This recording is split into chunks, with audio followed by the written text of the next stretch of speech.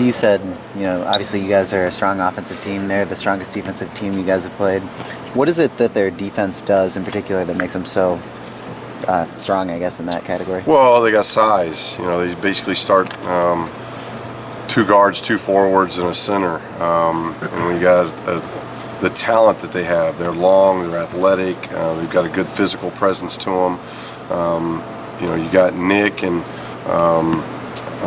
who can really do a lot of good things defensively, and then because of their athleticism and their length, it makes it hard to get into the things that you want to run. So we've got to do a good job of executing our offense, and that backboard's going to be a big key because they're top 5 defensively, but they're top 5 on the backboard as well, and that's one of the reasons why they're so good defensively as a team. What kind of atmosphere are you expecting on Thursday? And as far as games like this, ESPN nationally ranked against the #1 team, what does it mean for you and the recruits and your recruiting process going on even after the season with games like this? Well, it's always positive. I think anytime that you can get a lot of energy in the building and you get a lot of people in here, which is what we're anticipating when you've got a game like this early in the conference season, those are all positives. And obviously, just like our opener with USC, you got a lot of get as many recruits in the building as you can, because those are all positive things that help you now currently, and then moving forward in the future, those are all going to be good things. Aaron Gordon hasn't necessarily been, lighting up the scoreboard, but he's done a lot of other things. Well, he's been awfully good. Yeah. A freshman that gets 12 and 8, and you're starting on the #1 team in the country, and you're almost at a double-double. Those are pretty impressive numbers. So I've known Aaron a long time because I coached Drew at New Mexico, so I know the family. He's a terrific young man.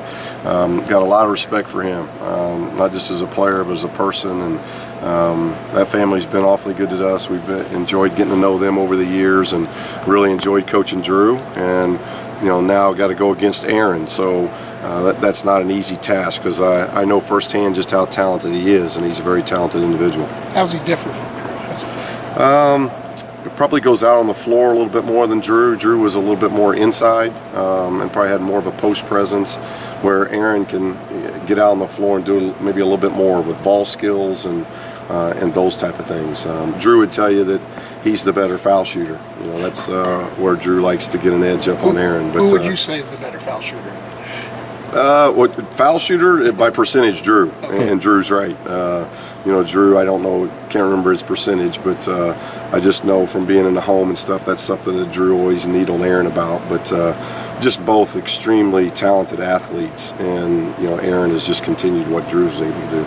Aaron has kind of struggled, especially from the line this season. Is that something where you guys play him maybe a little bit more physical because that he hasn't done very well? We don't have a lot of fouls to give, so we got into all of our foul trouble against USC was all of our bigs up front. So no, that's not something. We just want to continue to work and try to get better defensively, and I think we've had 3 really good weeks, and not just in gameplay, but as I said last week, having 6 practices. If you saw us on Monday and then you saw us on Friday, we were getting better. The guys are focusing more, they're picking up things better, so our defense has been improving, and that's something that now, as you get a team with this kind of talent, you got to make sure you continue to make strides here in the next 2 days defensively.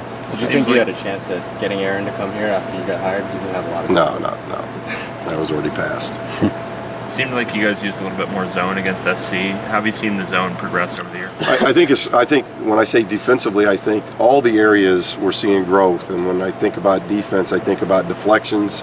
I think about positioning, both man and zone. And I think about a board play. We look at our board play, both man and zone, and then how we transition. The transition from defense to offense, and then offense back to defense, because sometimes we're falling back zone, sometimes we're falling back man, and we're seeing progress in all that. Now, a lot of the same philosophies we have for man and zone, so we're not confusing our guys, but we're seeing growth, I think, in all those areas. Against their size, do you just speed up the game, or how do you kind of make up for that, especially when you guys aren't necessarily the biggest team? Well, we want to play fast. I think we do have good size. We start 6'10", 6'10", 6'9", 6'5", 6'4". So we've got good size. I think this is maybe the first team we've played that can even match and go beyond our size. McConnell's a little bit smaller, but really a tough point guard, hard-nosed point guard. So it's. I don't think size is a big issue, playing fast. Obviously, we would like to speed the game up as much as we possibly can, but still be patient enough to do the positive things that we want to do offensively. Against some of the better teams on Arizona's schedule, they've showed they're beatable. I mean, number one team, obviously, they're fundamentally sound, a great basketball team. But what are some weaknesses that you found in film that possibly could be a strength that you guys have that could exploit their weakness? Well, they haven't shown much because nobody's beaten them yet.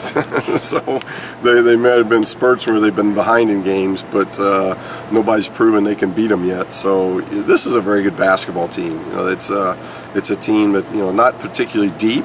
It's not a particularly deep team, but all those guys that they want to get on the floor are getting 20 plus minutes, somewhere between 20 and 32 minutes. But they're athletic. They can score off the bounce. They can score in the post. They shoot the ball pretty well, but they hang their hat at the defensive end. They make things very difficult. They've held a team to 25 already this year. I mean, those are things that just don't happen very often. So we've got to figure out ways of scoring, and then we've got to do a good job on the backboard. Athletically, how is Caleb Tarsiewski maybe different from some of the other big men you guys have faced? Well, that's hard because for me, I have not played against him, and we've played against some good big guys already. Alabama had a big, USC had a big. So how he ranks into those last two, I'm not for sure. Just going off film, he's very talented. He can go right, left shoulder in the post, and those type of things. So very good rebounder. But comparing him to other people we've played, that's hard for me because while at New Mexico, I never played against him, and I haven't done it yet this year. How have you seen the rebounding change, especially in the last few Well, years? it's getting better. There's an urgency to it. There's an understanding of how we want to rebound out of the zone, of getting to the spots that we need to get to. Man-to-man's been better. We still got to work on transition rebounding because we still worry about too much of finding our man, and in transition it's not about finding your man. It's about where you're out on the floor, where the ball's on the floor, and even if it's a point guard picking up a center or a center picking up a shooting guard, it's getting matched up as quickly as you can. And if you don't get a switch within the half court, you've got to be able to block those type of guys out and rebound. But our effort and our intensity of going after that ball has been a lot better. Do you feel like this might be a good time to have a challenge like this? You had a little bit of time off to work on things, and you just had a big win over USC. Is it kind of good timing for this game? Oh, I don't know. You got to play. You got to play all these games that are on your schedule, and it's what I like. We hope we get. We've had 2 blemishes, in Missouri and Duke. We hope we get another chance at those. I think we're better. My thing is, are we getting better? And if we're doing this again next week, I'm going to be saying the same thing as we go into a road trip. We've got to continue to get better. We're a young team. We've got a lot of inexperience. But these guys are doing a really good job of learning and getting better, and I give them all the credit over the break. They improved, and now I think the transition is now you're back in school. Now it's back to being a student athlete again. Now as we go through that transition, can we still stay focused? Can we concentrate and keep getting better as a basketball team? And if we can do that, then we got a chance to be one of the better teams. All right, thank you.